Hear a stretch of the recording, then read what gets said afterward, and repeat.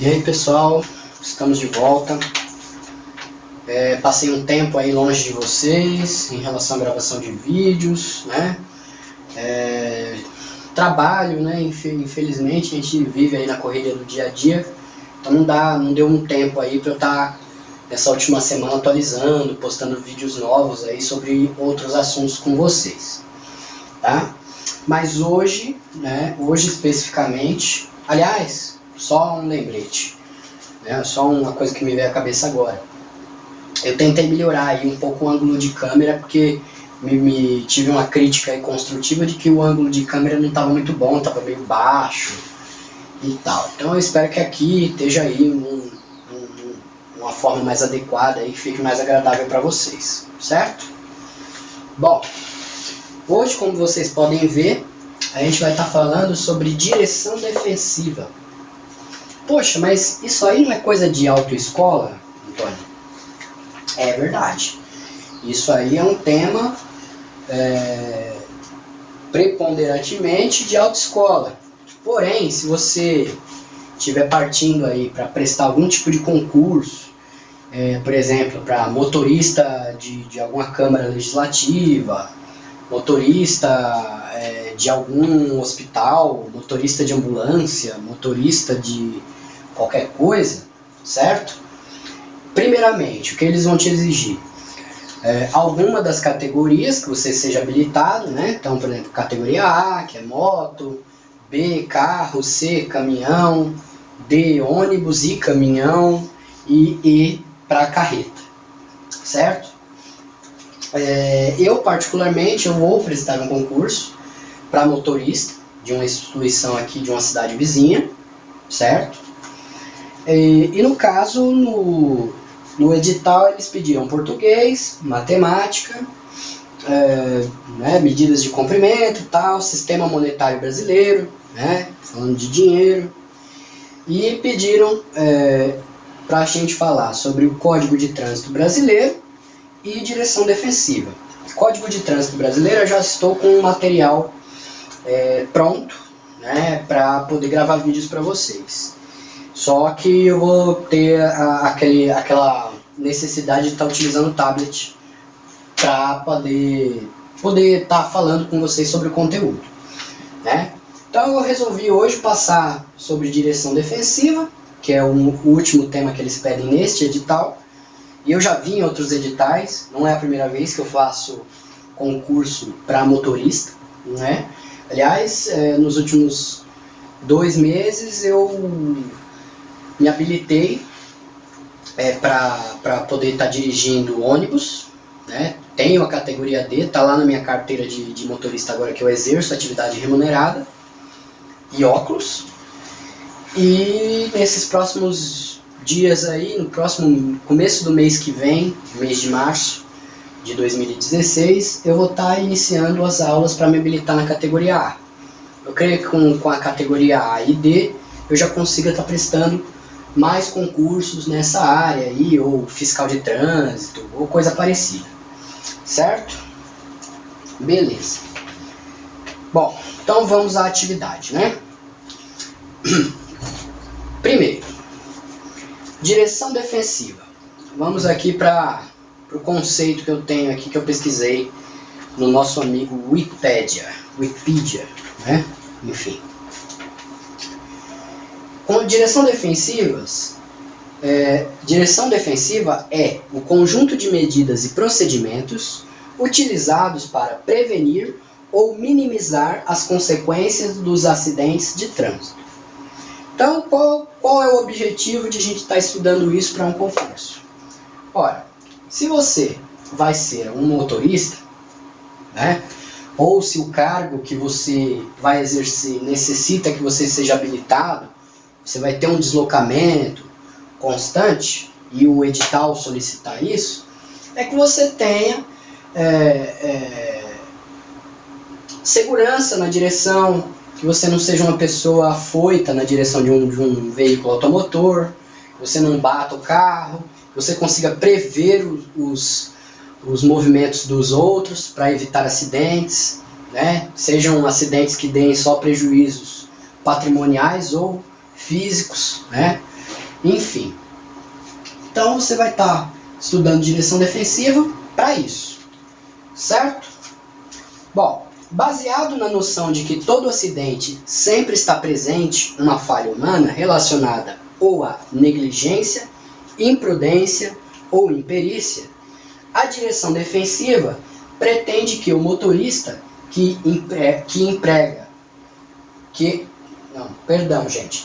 pretende que o motorista que a emprega, a direção defensiva, seja um elemento ativo na alteração ou eliminação de fatores que possam vir a causar acidentes. Antigamente,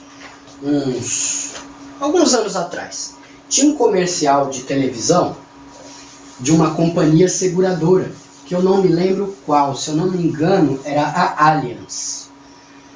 E esse comercial de televisão, se eu bem me lembro, ele tratava assim, a pessoa entrava no carro e aí aparecia no canto da tela assim um percentual de probabilidade de acidente. Então a pessoa entrava no carro, aí ela, na hora que ela colocava o cinto, travava o cinto de segurança, né? Na verdade daqui para cá, né? Quanto motorista, travava o cinto de segurança, o percentual de probabilidade ele diminuía na tela, ali no cantinho. Querendo dizer o quê? Quando você se previne, a probabilidade de acontecer um acidente, um acidente de trânsito, né? Um acidente qualquer, ele diminui. Então, na realidade, é como eu disse aqui para vocês, ó, é baseado que a direção defensiva, que todo acidente ele tem a sua parcela de falha humana, né? E que você seja um elemento ativo ali para alterar a condição do acidente ou eliminar os fatores que possam vir a ocasionar acidentes. Então, por exemplo, você vai trabalhar como motorista da Câmara Legislativa. E aí, o que pode acontecer? Bom, se você não se preocupar, por exemplo, que nem eu falei agora, com o cinto de segurança,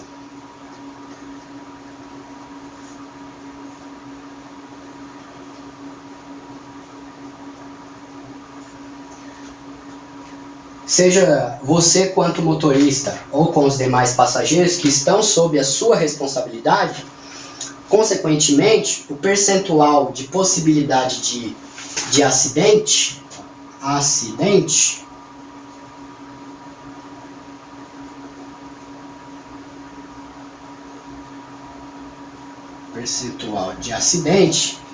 se você cobrar de todos os ocupantes do veículo que utilizem o cinto de segurança, o percentual vai cair. Então, se houver possivelmente um acidente, porque às vezes a culpa nem é sua, né? Às vezes você está trafegando lá, levando o vereador para uma reunião, e aí o cara passa no farol vermelho e acerta no meio do carro. E aí o que você vai fazer? Né? Você tem que se precaver. Você tem que ser um elemento ativo,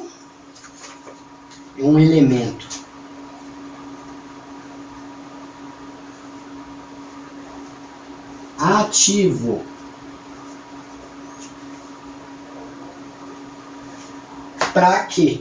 Para que você diminua essa probabilidade aqui e que, consequentemente, os prejuízos, sejam físicos ou materiais, sejam diminuídos ou eliminados.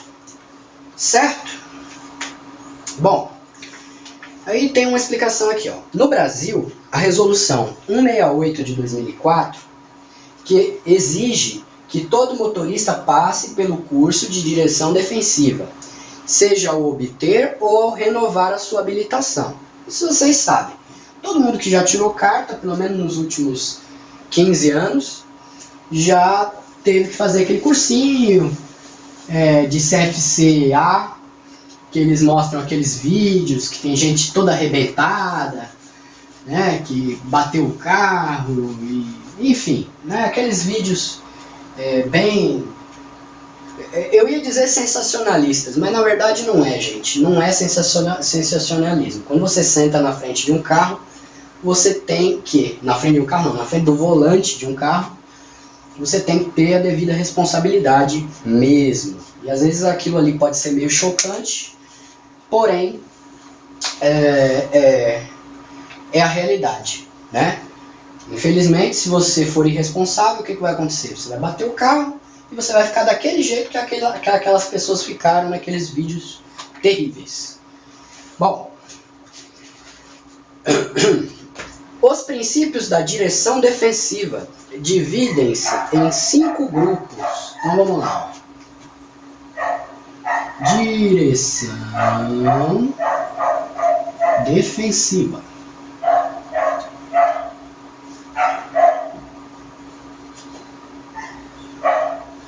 Direção defensiva. Os princípios. Vamos pôr aqui. Princípios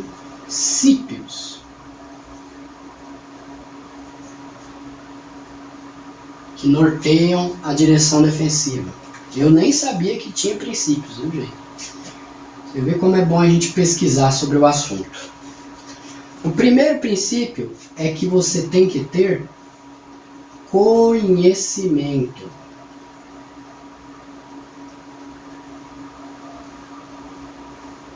O segundo é que você tem que ter atenção. Obviamente, ninguém na direção de um veículo automotor pode se abster da atenção no trânsito. Terceiro, a previsão.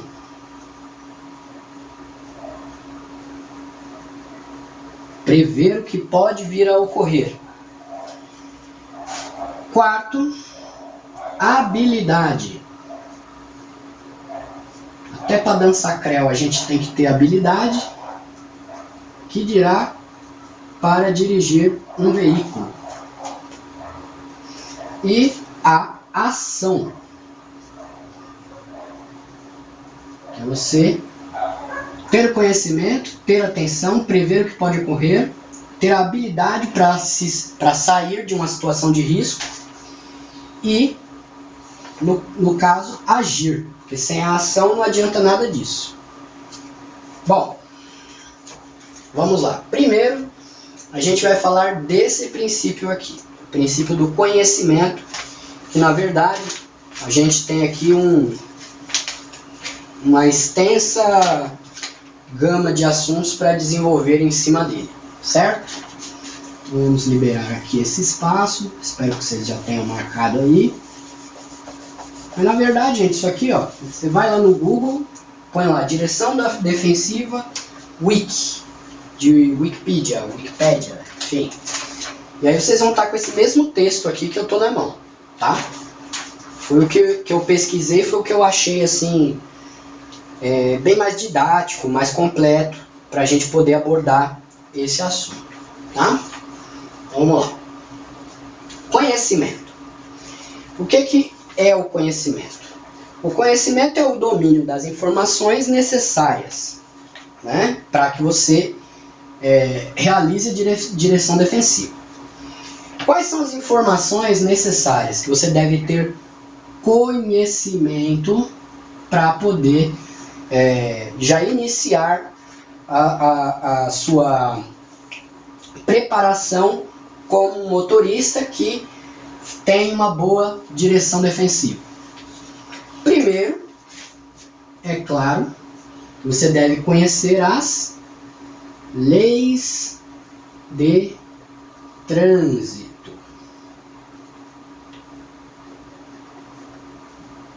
Isso aqui é óbvio. Você tem que conhecer as leis de trânsito para que você não infrinja limites de velocidade, que você não estacione em locais proibidos, que você verifique aquelas placas de sinalização, seja nas ruas, avenidas ou rodovias, e saiba identificar, que você saiba respeitar que você não pode fazer ultrapassagem em rodovia pelo acostamento, na cidade que você não pode fazer ultrapassagem pela direita e na rodovia também, estacionar em local proibido, até mesmo, né, no caso, em relação à lei de trânsito, você também não estacionar o seu veículo em vaga para deficiente. poxa, mas o que tem a ver isso em relação a acidentes? Na verdade não tem muito, né? Ninguém vai morrer porque você parou a vaga ali na vaga de deficiente. A não ser que seja uma emergência médica, o deficiente está passando mal e você parou na vaga em frente ao hospital, né? Mas na verdade é uma questão de bom senso, uma questão de educação, uma questão de respeito, tudo uma questão de N fatores que, resumindo, é bom senso mesmo, que infelizmente no nosso país poucas pessoas têm. Bem, o segundo item é você saber ter informações em relação a veículo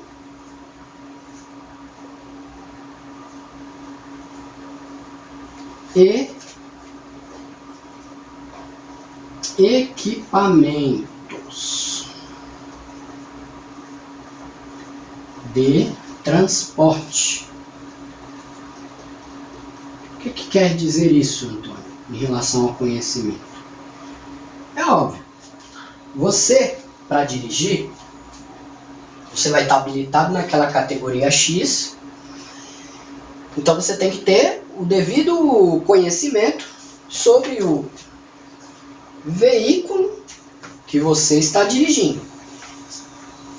Se você está habilitado a dirigir moto, obviamente você não pode pegar um caminhão, né? Porque você não tem o conhecimento necessário sobre aquele tipo de veículo, sobre as suas características, peculiaridades, enfim, e vice-versa, certo?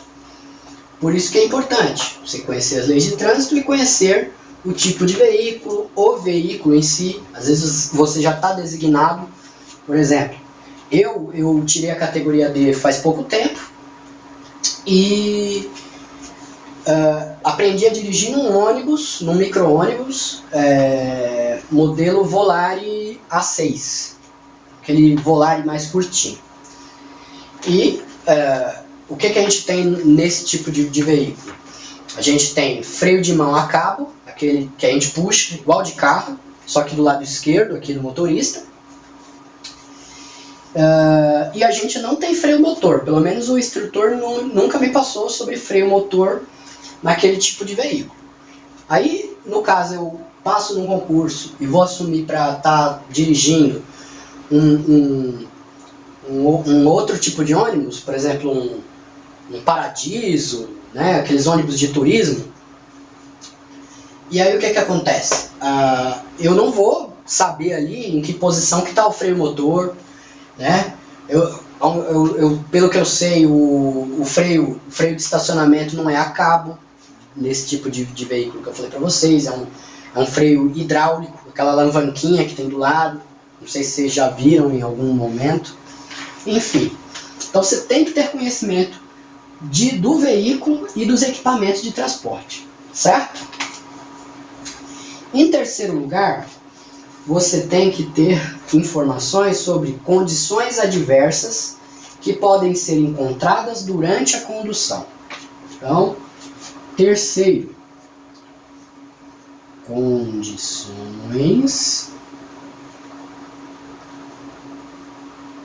adversas. Se você está assistindo esse vídeo, acredito eu, que você está tentando prestar um concurso também, né, em relação a motorista de alguma coisa, que você já seja habilitado. E óbvio, você não dirige com o seu carro, ou com a sua moto, ou com um caminhão, ou com ônibus, ou com o que for, do mesmo jeito que você dirige de dia, você dirige de noite. Tudo muda. O jeito de conduzir o veículo muda, porque existe uma condição adversa. Às vezes você pode estar numa estrada que não tem iluminação e você está lá à noite. E como você vai realizar esse procedimento? Outra possibilidade é de você, por exemplo, conduzir no sol ou na chuva. E isso também ocasiona problemas, certo? Então você tem que ter habilidade, conhecimento sobre as condições adversas que possam vir a acontecer, certo? A gente vai falar mais em detalhes sobre cada uma destas não. Vamos falar em específico das condições adversas. Veículo depende do veículo. E se você está habilitado, capacitado ou não para conduzir. leis de trânsito. Como eu falei para vocês, eu já estou com o código de trânsito. Eu vou tentar fazer uma síntese dele para poder estar gravando o vídeo para vocês. Então a gente vai falar em específico sobre esse item aqui, condições adversas. E a gente vai explicar aqui cada tipo de condição adversa. Certo? Bom, deixa eu ver se ainda há tempo no vídeo. O videozinho está com 20 minutos. Então, pelo momento, eu vou pedir um momento para vocês. Vou descarregar a memória do aparelho aí. E a gente já volta falando desse assunto aqui, ó. Condições adversas. Beleza? Então, até mais.